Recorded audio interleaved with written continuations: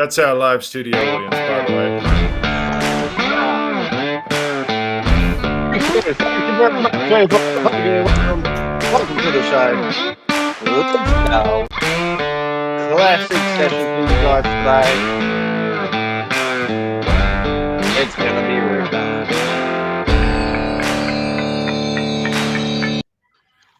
Hello. We are back in the studio, people. How is We are everyone's back week after been? a bout of freaking bad health on both parts and some other BS that took place. Yes, it has Oh. been downhill, uphill, downhill. Sorry for the delay, people.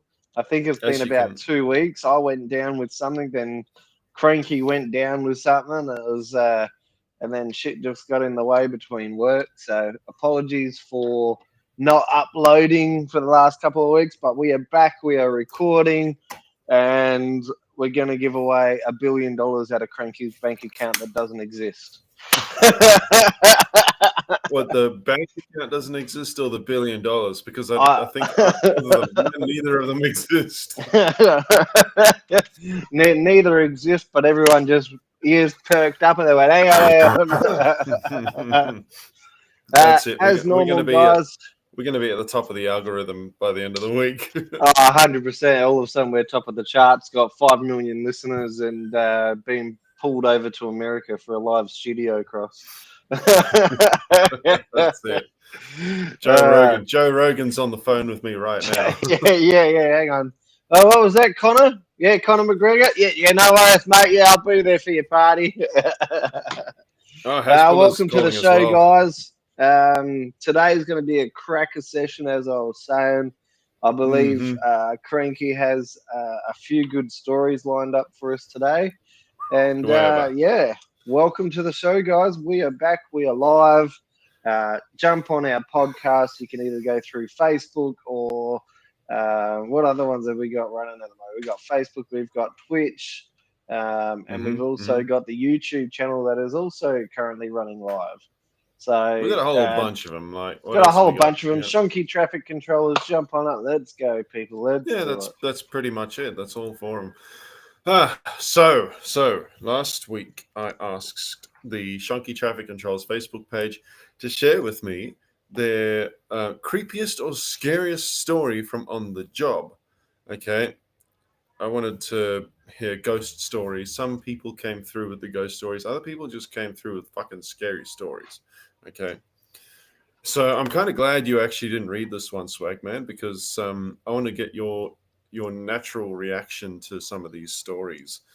Oh man, they're good. It's a big one. We'll kick off with the very first one. Hey, it sounds like I'm in the deep here. What do we got? We up shit creek without a paddle? some of these people were, man. Like this first one, David Armstrong chimes in and he says, "My boss told me to work too close to a bend. I said no, it isn't safe. He claimed because the TGS was approved, it was fine. I argued further, demanded that I moved signage, worked with the radio around the bend, and as a result got screamed at. I conceded to see the day out as it was a backcountry road with very little traffic. And I just moved as far away from the corner as possible. That's a wise move, but... very wise. Probably saved your life in the end. Probably wouldn't have been... I would have put the tools down and told the boss to go shove it. 100%. Where was I? Backcountry road with very little traffic. I just moved. Okay, a Commodore came around the corner very fast, about 5 hours later, and fishtailed, trying to slam on the brakes. I dived off the road to escape, and the car nearly ended up in the excavation. That is insane. I would love to know what the comeback to the boss was after that point, going, so... you going to report this to work health safety, or am I? I believe there would have been a few red faces. Actually, one very, very red face. 100%. If I was the crew leader on that shift that day, I would have been hightailing my ass back to the yard, handing in my tickets and going, yeah, bye, I resign. Because if that was to actually make it to work safe, that guy wouldn't be a traffic controller anymore anyway. That is insane. You're putting not only yourself in danger, but you just put your colleague directly in danger as well. That's insane.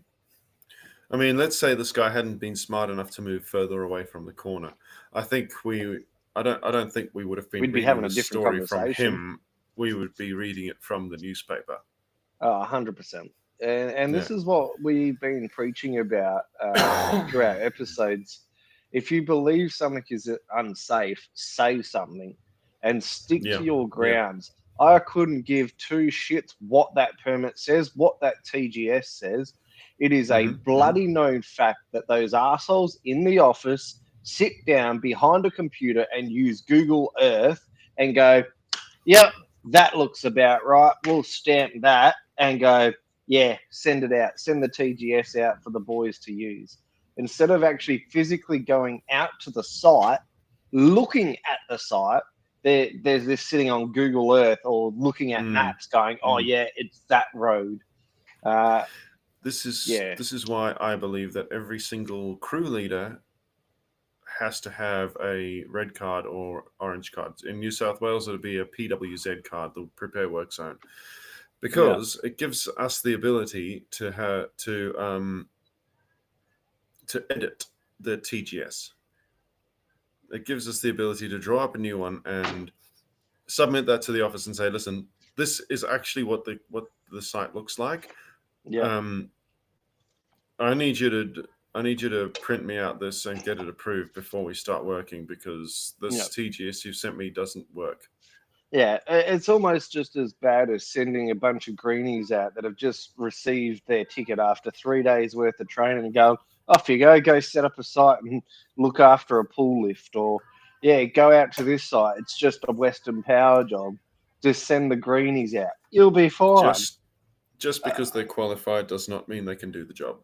Yeah, exactly right. Because I tell you what, the RTO, the minute that you've paid your course, they've already got your certificate printed. On day 3, your ticket is already printed, and that's before they've even gone out and done the assessment. The assessment is, we'll give you the answers as you're doing your so-called test and hand you a ticket, because otherwise you could sit there and go, I didn't pass the course and give me my money back. Like, they're going to hand you the answers. They just want to see that you can actually speak and understand English most of the time. And it depends on how well you get on with your trainer in the RTO. If you get on really well with your RTO, it's not going to matter if you fuck up half a dozen answers. He's going to give you the answers anyway. Well, yeah, that's it. Well, let's move on to the next story here. Arj Rimmer, he weighs in and he goes, vehicle overtaking lane of traffic on hold at the stop at, and a B double was coming the other way, right? I signaled for the overtaking vehicle to get in front of the queue. They landed between the bat and the taper as I got off the road. The B double coming the other way with like 4 seconds to spare. I'll never forget the look of horror on the faces of the first 2 drivers on hold at the front of the queue. I was in the middle of it all, directing traffic, and then sprinted to my escape route. There was that was so close to a collision, and no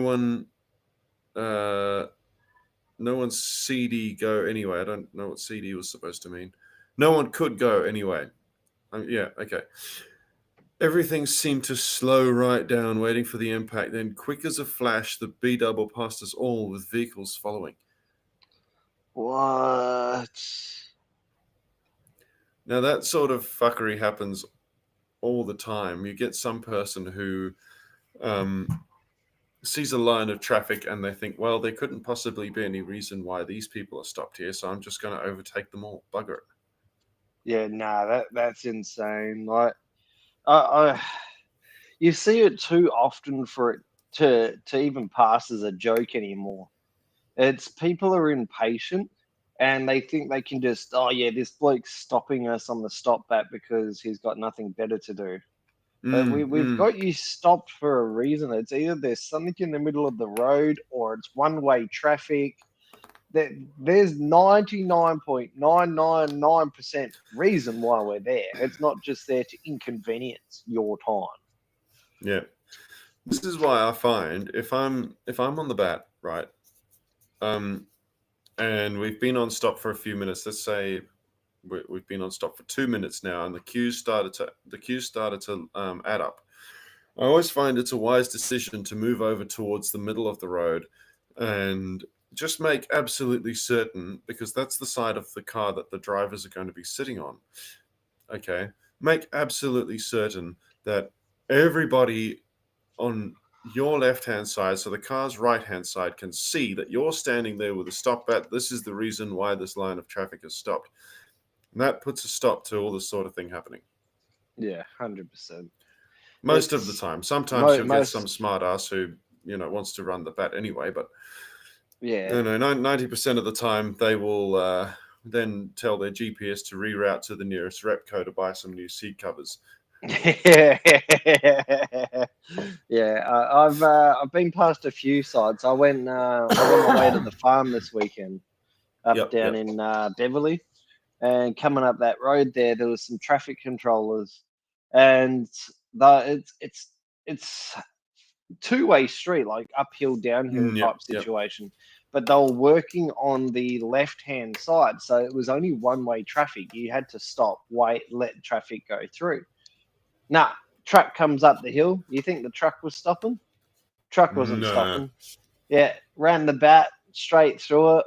All you see is this bloke quickly get on the radio. It was like, bang, truck coming through, stop your traffic, stop your traffic. Luckily, the other side's vehicles hadn't clicked on that the bat had turned. So he was able to quickly turn his bat back to stop. But this truck literally went straight through it. And all you hear on the radio is them screaming at this truck driver telling him, get fucked, don't stop trucks on a hill, giving them every profanity under the sun, and just saying, you can't stop a fully loaded truck on a fucking hill, you stupid, rah, rah, rah. All kinds of shit that was going on. Look, that's fair. I endeavor to not stop trucks, especially if I'm at the bottom of a hill or at the top of a hill. It's, as you know, you're a heavy vehicle driver yourself. It's difficult for them to get started again. So, it takes try a good 10 minutes. Not to. Yeah. And then, especially if it's a Load Ranger or something, and they've got to rip through fucking 6 gears just to get started. It's far more economic and just easier on everyone to let the truck go. Look, tell your offsider if you have enough line of sight to see the truck coming in the distance, tell the person on the other end, hey, I've got a B double, or I've got a truck and dog, or something like that. I've got a semi. Let the truck go first, and I'll go and stop behind. Yeah, and even if it's going to take him another couple of minutes to get up the bloody hill, just let him keep coming. Hold that other traffic up, because if you've got a truck that's literally coming uphill and he's fully loaded with 3 trailers, you don't stop him, because he's not going to be able to get going again. Not on the hill that we were on. Definitely not. Oh yeah, no. Especially on the kind of roads that you deal with, you get the road trains and stuff out there. Oh yeah, we got road trains and all sorts that go through. Those guys don't muck around. Nah, they'll just keep going. They'll plow anything over that's in front of them, and the only thing that will stop them is a big, heavy civil machine. It is what it is sometimes. Sometimes you get the good truckies, sometimes you get the wanker ones. It's lucky dip almost. But I will say that those TCs probably learned a very valuable lesson that day. Very much so. That's one that goes from the luck basket into the experience basket. Yeah, 100%. What other stories have you got? Don't muck around with truck drivers. No. Right, let's see what else have we got. On a construction site in the CBD, I think this one is actually pretty close to home for you, Swagman. I might be wrong. If I remember correctly, this takes place in Perth. On a construction site in the CBD, the workers go across the road to get their morning tea and notice a guy standing on the 5th floor ledge of a hotel window. They start yelling, "Jump, jump." And the guy does a perfect swan dive into a rubbish bin right next to the workers. Work stops for the day. Saturday, so it was double time. And no work on Monday either because of the effect it had on the workers and the same ones that told him to jump. Why? No way that happened in Perth. I think it did. I responded to him a couple of times and he mentioned where it happened. Now there was a story. Someone replied to it saying I would have reported them to the police and work cover when they tried to get a mental health claim and they would have lost. Fucking scum. I agree with that. 100%. 100%. Why did he jump is more the thing. Like, did they think he was fucking around and they just... Yeah, probably, but I think, obviously the guy was serious about it. God damn. It was... Maybe he thought he was going to land. It was in Perth. He's confirmed it in one of the responses. Okay. Yeah. Holy He named moly, the company as well, but I'm not gonna read that out. Yeah. There's a lot of construction going on in the CBD at the moment in Perth. I tend to stay away from it because of what happens. So usually around 7 in the morning through it's just constant. 7 till 5 is usually pretty peak. 7 in the morning it gets pretty bad, and then when it's peak hour coming home from about 2:30, it's even worse again. There is quite a fair bit of cafes in that, but we do have a couple of major projects going on in the city at the moment under construction, so it wouldn't have been a soft landing at all. That's for sure. And depending on how high up he was, it's just insane. And it just goes to show you that there needs to be more mental health awareness in this industry, not just traffic control, but in the whole civil building industry altogether. There needs to be more collaboration, more information, and just more support for the construction workers, whether they're casual, full-time, or part-time. On top of that, this may not have been a construction worker. This could have been any random person who broke into the job site and just climbed up there. 100%. There needs to be tighter security around this kind of thing because that's the other thing. And so what's been happening as well is they'll put 1 or 2 security guards on for a couple of hours through the main period of closure. So when the last person leaves the site, say it's 5:30 is the last person, 6 o'clock, to be a security guard from 6 all the way through to about 10 o'clock. Yeah. And that's it. After that, they just don't bother. They'll do a security patrol and that's it. You get your main security patrol around the CBD and that's it. But obviously when that one vehicle's gone past, you've got free access to that site. There needs to be more cameras. There needs to be more...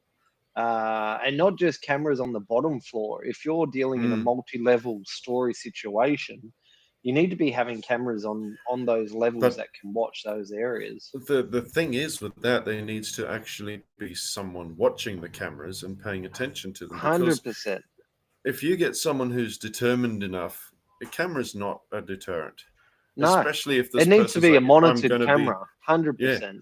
If this person's got it in their head that they're going to be dead in a couple of hours, they're not going to care that someone saw them on the camera. No, it needs to be a monitored camera or a physical person there the whole entire time until the workers come back, and ongoing checks throughout the whole building the whole time. It usually becomes a problem because you get the homeless that go in there at night time as well. And they're just looking for somewhere with a roof over their head, and they're usually gone. You wouldn't even know they were there that night because they're gone before sunrise comes up. They've packed up and they've quickly got out of there. So they'll watch particular sites and see where the last person leaves, how they lock up, and if there's an access, they'll go in there because they know they've got shelter and they know they've got an on-site toilet. So they'll go there. It is a problem. It does need to be fixed.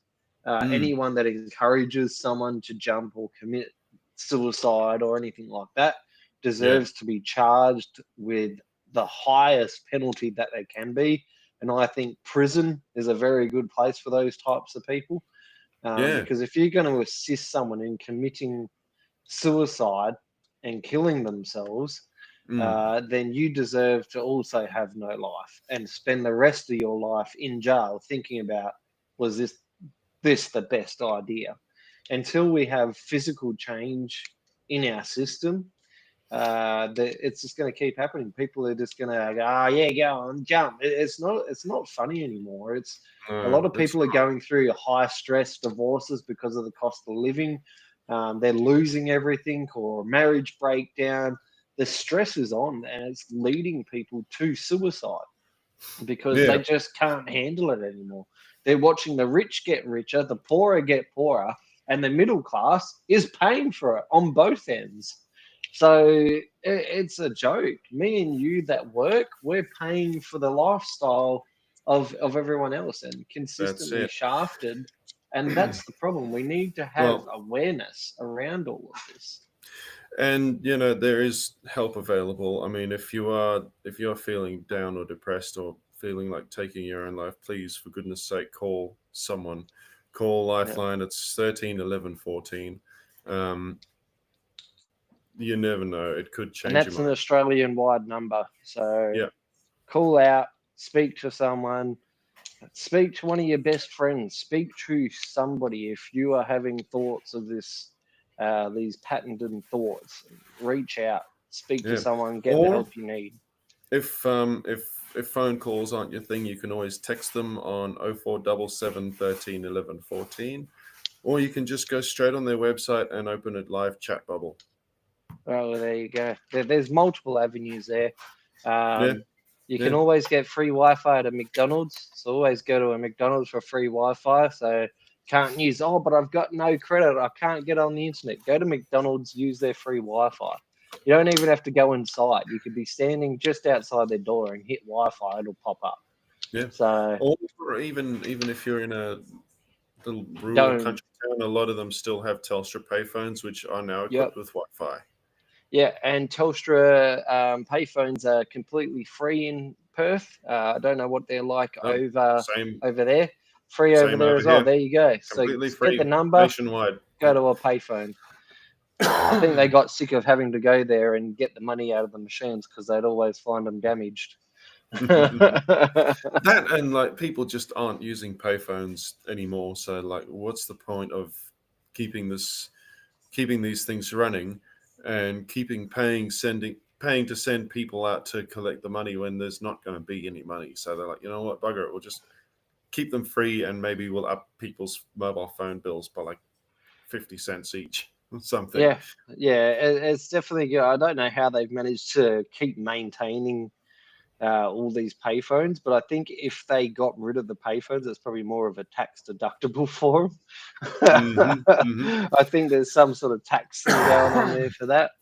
But that's getting off track what we're talking about anyway. But let's get back to the story. If you need to get onto the mental health, use those payphones, call someone, get the help you need. That's it. 13 11 14 or 0477 13 11 14 if you want to text. So someone else has responded saying, this is Ash, has said, had a new off-sider for the day, a 20-year-old male, many, many years ago. And this is why you're going to love this story. Greenies in the field. It was his first day and we were on the bat. I had my cars on stop, told him he's clear to send and he's clear to send his, and he turned it to slow. The guy wouldn't go but was staring at my off-sider, so I told him maybe just walk up to the guy in the car and tell him it's all clear to go through. My off-sider walked over to him and this guy was looking directly at him, didn't lose eye contact. This is funny actually. The whole time, once my off-sider got to his window, he saw what the guy had his wang out and he was beating his meat like the world was coming to an end. All while staring into my off-sider's eyes. Once he finished his business, he chucked it in drive and continued on his way. My off-sider turned to me and said, if this is traffic control, I don't want to do it anymore. And that was his last shift. Oh, I love it. I love it. That is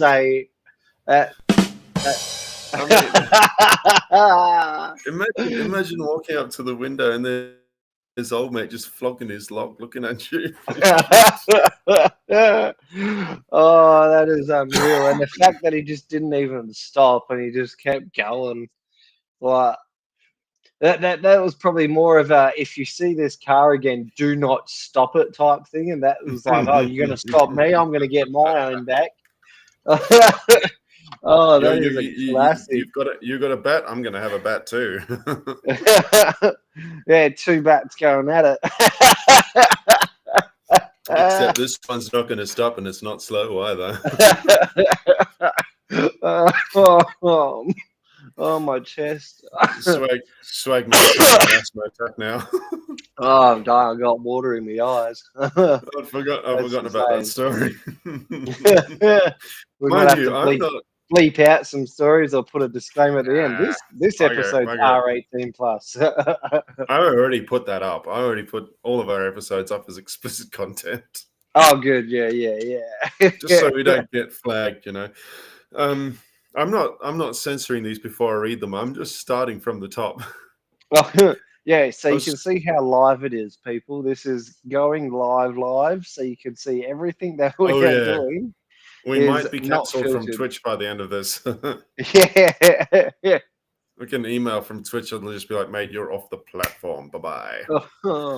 See you later.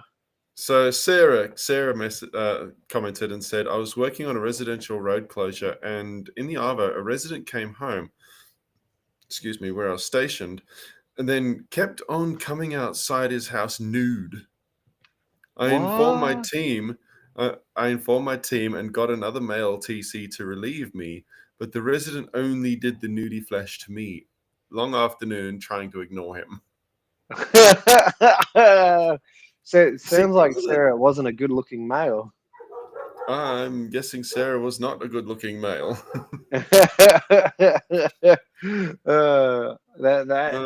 That's like, how do you handle that situation? Yeah, boss, I've got some bloke in his at the front here, and he's just flashing his wang. Like, you could call the cops and make a big deal out of it and say, look, public exposure. Like, but then again, he's on his own property.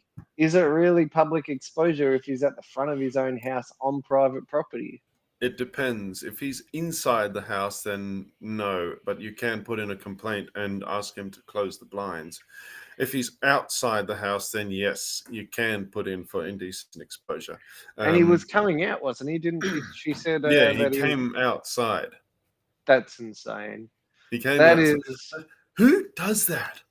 Like, you can see people that are literally working. You go, I know what she'll do. She'll come into my house if I walk out naked. No, you know what? Yeah, no, she won't.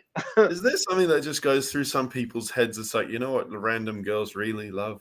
When you just get in the nick and walk outside. You know what? You'll have a copper on your front doorstep, a female copper, and he's coming to be, I didn't order a female stripper.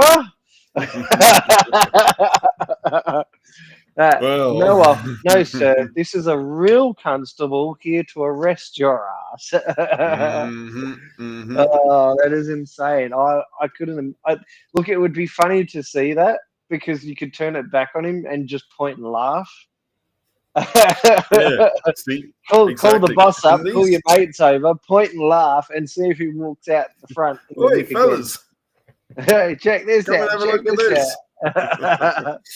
But these are the sorts of things that just happen when you get sent to random residential places on a day-to-day basis. You're going to see some wild shit. Yeah, I've finally come out of retirement. I am now back in the civil construction. And, yeah, you see some wild shit. I've seen females jogging, but they will be dressed literally as if, they're walking towards, the strip club for their first night as a dancer. And they're jogging down the street in a thong up their ass with the dog in a bikini top, thong, running, and sneakers. And you sit there and you're like, okay. I just don't feel that this is the appropriate wear that you should be having at, I think it would have been at least 9:30 in the morning. at least if you're jogging down to the beach, put some bike shorts on over the thong. For At goodness least sake. something, coming past. And what's even more funny is there was only 3 of us on the site. So you got the loader operator, who's the leading hand. You've got a bloke that's 69 years old, who's the digger operator, and then you got myself on the water cart.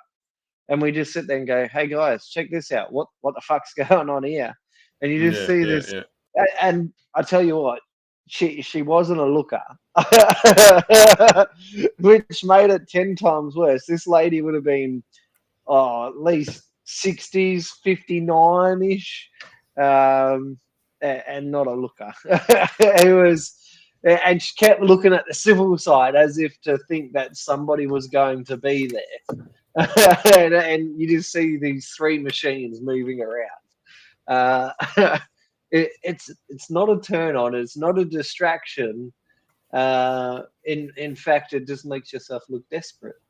Yeah. I don't know. Some people just get it into their heads that I don't even know what they get into their heads. They're just like, you know what? I'm just going to go for a run half naked.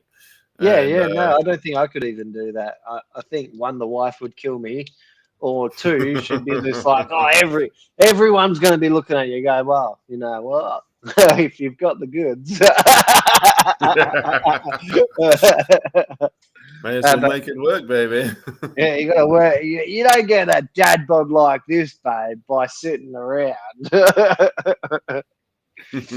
A lot of beer goes into this tank, baby. Oh, mate, you got to refuel sometimes. I'm just jogging down. We'll move on to the next one. Katie has weighed in saying, telling a local not to walk on a closed footpath, which resulted in getting abused, which is standard. Fast forward to early morning setup the next day, and this bloke was out walking. He spotted me as I was driving slowly to put out my next sign. He ran at my ute. My window was down. He grabbed me through the window and attempted to drag me out of the car. I managed to put my foot down and get away. He then held up a servo for cigarettes and scissors. Okay. Fuck off. At that time, he returned. Workers had arrived on site. He came back to the site with the scissors, probably hoping I was alone to attack me again. Instead, he started on the other boys. Right? Instead, he started on the other boys trying to get to me. Okay. Long story short, he was found and now serving time in jail. So this chick very narrowly avoided getting assaulted with a pair of scissors. God damn, he was going for a murder charge. Well, and that's the mental health side of things again. That's not just I'm pissed off at traffic controllers. That's a mental health breakdown for sure. And he's seen an opportunity as an easy target. And all it takes is when people are in that mental health state is to think that you're looking at them or doing something that they believe they're directly involved in, and all of a sudden you become a target. So, yeah, fucking thankfully she got away with that. I don't even think he realized that that she was meant to be working. I think she just happened to be the first person he came across, and he was like, yeah, I have a vendetta now. I'm going to come 100%. Back for you. Oh, and completely off topic, before I forget, we are thinking about Queensland in this the worst time they are having with all these floods that are going on. There's been a lot going on the news with the heavy, was it Andrew or something like that? Cyclone Andy or something like that. There's Alfred. Cyclone Alfred that's just gone through. We copped a little bit of it here in Sydney as well. It did come this far south. Right. But it was just heavy rain and some wind by the time it got to us. Yeah, over here we got the rain on Friday. I didn't have to go to work Friday. Woohoo! Got the day off because it was raining. But yeah, anyway, back to the story. Sorry, just wanted to put that out there before I forgot. On top of that, like, there is not a much more brutal way to stab a person than with a pair of scissors. I reckon that would be one of the most long-lasting. And yeah, it wouldn't be quick or a box cutter. Yeah, nah. Like a Death by 1,000 cuts. Yeah. No. Oh, nah. Pass. This one says, Scarlett says, mind you, a lot of these are women. Okay. So you can imagine how a fair few of these comments go. Scarlett says, I have a few stories, but I'll go with the most recent. The crew I was working with and I were working on a road in Logan, and we had finished that site for the night, and we were packing up. As I was dropping down my e-stop, all the lanes were open up again, and this driver decided to run me off the road. So I'm guessing she's a TMA driver. Wow. As I tried to get away, I landed. Oh, no, okay, she's not. My bad. I'll have to find out what an e-stop is. Do you know what an e-stop is, Swagman? No. Okay. E-stop, I would maybe- have thought TMA. Yeah, it sounds like something that would be on a TMA. I was dropping down my e-stop, so yeah, okay. Maybe you could Google it for me while I'm reading this. Yeah. Maybe electronic stop sign. Maybe. And this driver decided to run me off the road. As I tried to get away, I landed in a concrete ditch and ended up really hurting my lower back. I managed to get myself to the hospital. My TMI asked multiple times if I wanted an ambulance, and I said because I did not want to leave my car in that part of Logan, I did not. Yeah, it is. It is a e-stop. It's a portable traffic light. Right. Okay. I did not want to leave my car in that part of Logan. I would not have had a car to come back to. Stupid, I know, but that was my thought process in the shock.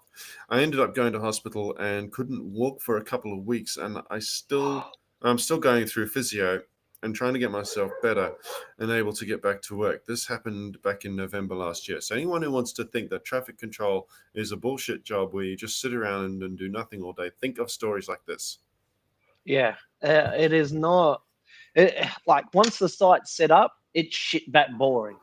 But setup, you've got to remember that the construction crew isn't setting these fucking sites up.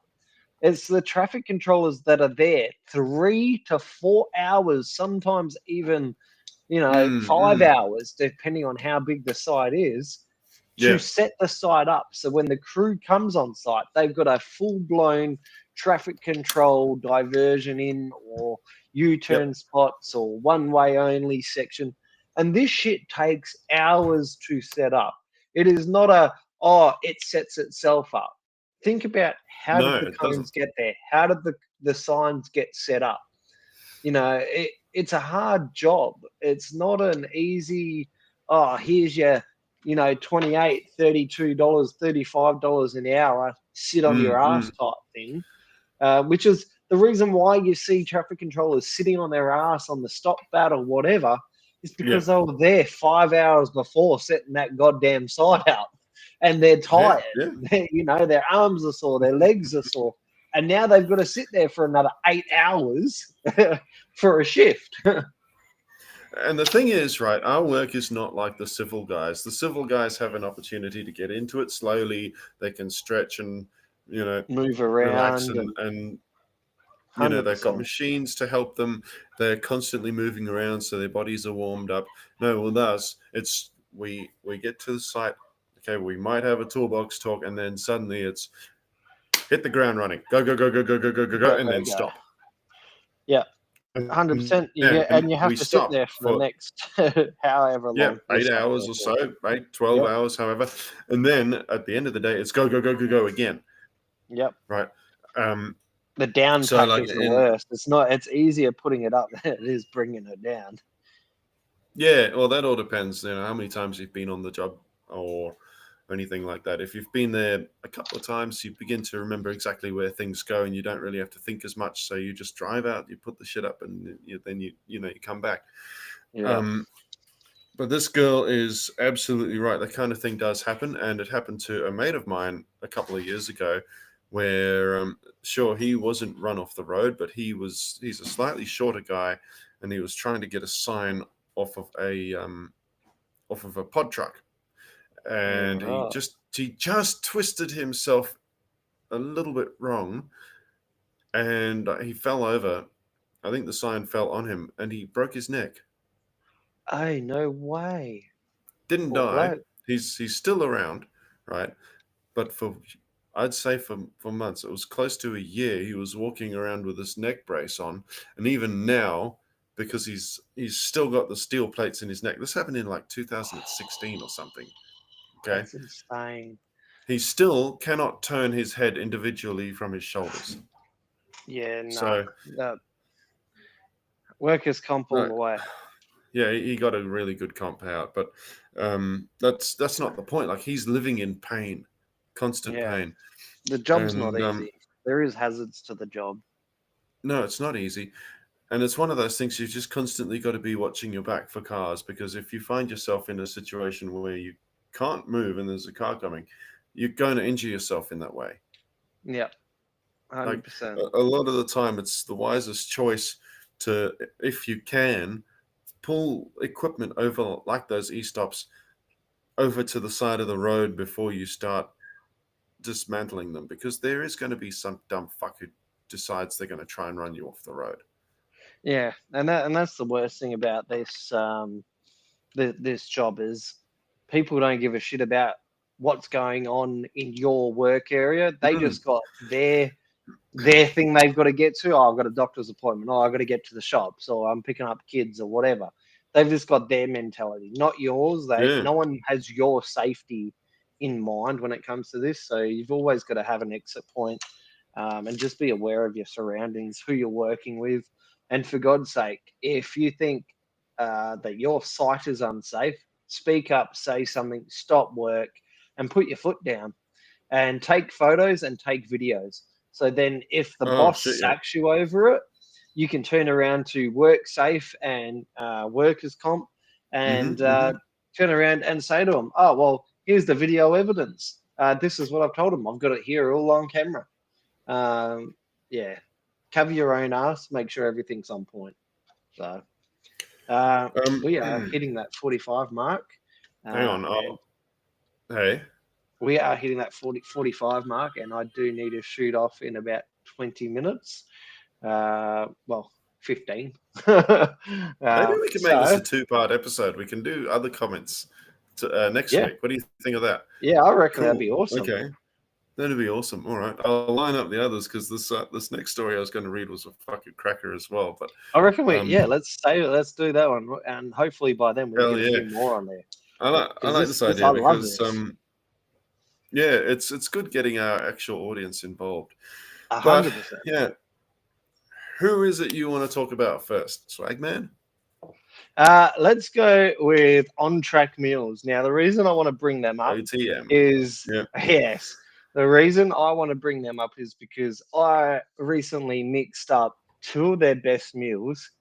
Well, 2 of one of the best. They've got so many good ones. And that was the sweet and sour pork and the pumpkin and mash. Now, I mixed both of those together, and I kid you not, it was the best. What made it even better was we got a 10% discount by using In the Zone 10. So that's what made it even better. When we checked out for these meals, we got a bunch. You get a bunch of a discount. Whatever promo they've got going, you also then get 10%. So that's ontrackmeals.com.au/in-the-zone, and if you use that particular URL, anything you put into your basket will immediately be 10% off. But if you just go to ontrackmeals.com.au, fill your basket, type in when you are prompted to, which is right at the end of the sale process, In the Zone 10, you'll get 10% discount off everything. 100%. And they're the best for any type of situation: 4-wheel driving, camping, going to work in a hospital, work in an office. Doesn't matter what industry you work in, you can grab an On-Track meal and chuck it into one of their flameless heater bags, put in about 30 ml of water, if that. It's got a little line on the bag for you. Bang, steams up, 10 minutes, you've got yourself a hot meal, and it tastes like you've just cooked it on the stove.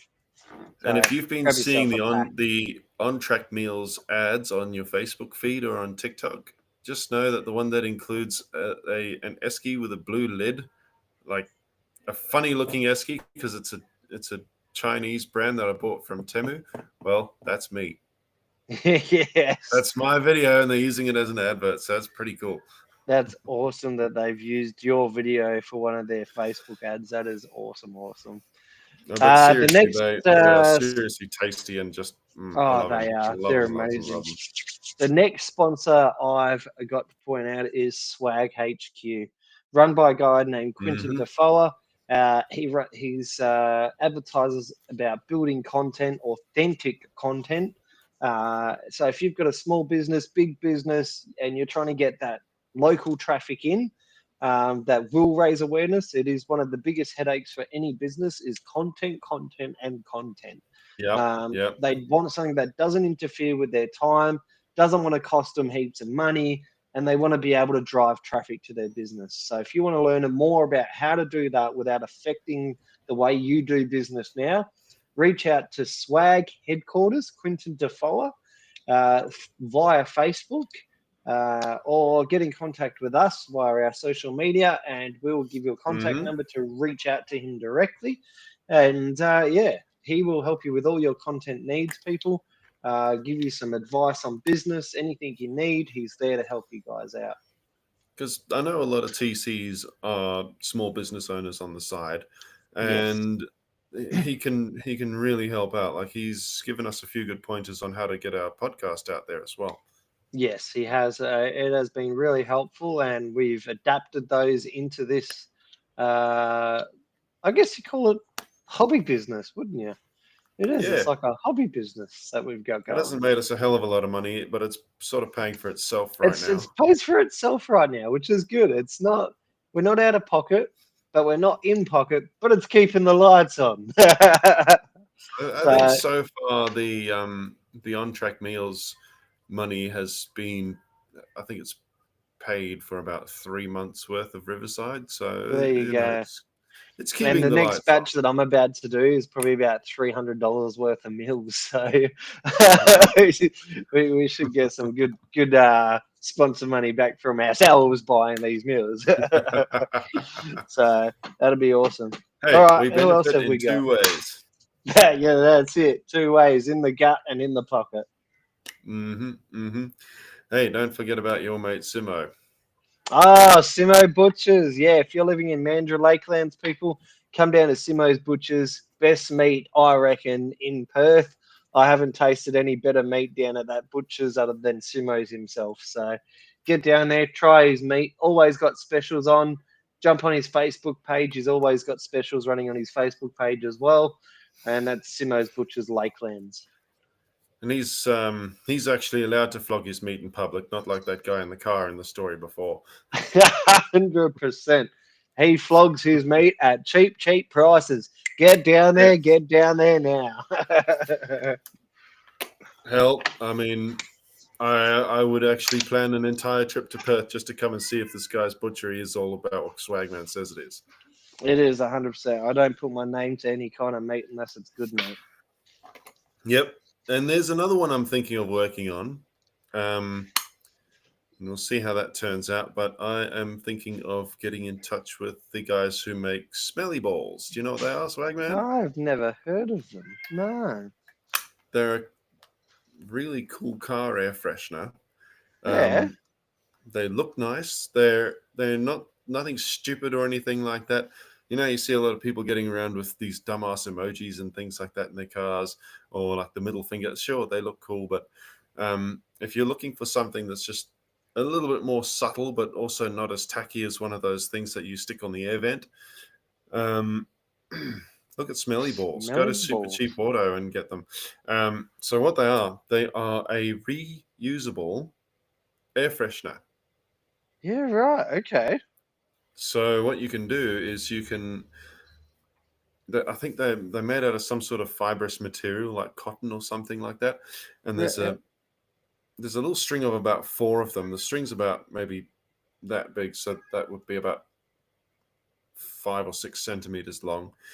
Yep. And they sell it with your first little batch of oil as well. So you dab the oil onto each of the little balls, then you hang it from the mirror, and it just makes the car smell nice. Like my one, Oh, that's awesome. actually, my one makes my car smell like an ocean breeze, and I know that because most of my job sites are near the ocean. So whether you're in the car or out the car, you got the same smell. Yeah, yeah. But like I live far from the ocean. I live very far from where I actually work. So I get into the So car it's and I'm like, taunting you. oh yeah, that's actually very accurate to what it says it is. Sometimes you'll get these ones that say they smell like ocean breeze, but then you open the car door and it just bowls you over with some cheap version of Lynx Africa. Oh, nice. Nice. Oh, let's see how we go with that. It'd be good to have a new sponsor on board. Yeah, so I'll get in touch with them. They're a really nice looking decoration as well, because they're not like wild colors or anything. They're very sort of muted colors. They're like a whites, blues, gray, black sort of thing. So there's anything to match the interior of your car. That's awesome. Speaking of new Yeah. cars, we're thinking about getting a new car, but that's a topic for next week. see That how will be things very go. cool. Yes, and I've just guessed whatever that was. Oh, awesome! All right, have we got any other sponsors we got on the board? That's all our sponsors I can think from. Yeah, that's all our sponsors. All right, guys, we will talk to you next week, and keep those stories coming in, because we'll be reading them out next week as well. So keep on sending them in, and your name will get called out for next week. Yeah, we will read most of these stories because they were good. They're but awesome. I would like to see more actual creepy stories, like spooky ones. Those would be cool. Yeah, that'd be awesome too. Yeah, chuck I've those got in. a couple of them. All right, guys. Anyway, we will see you guys next week. Morning. For this shall be going up on Tuesday morning again. And awesome. Drive safe and all that, and talk to you next week.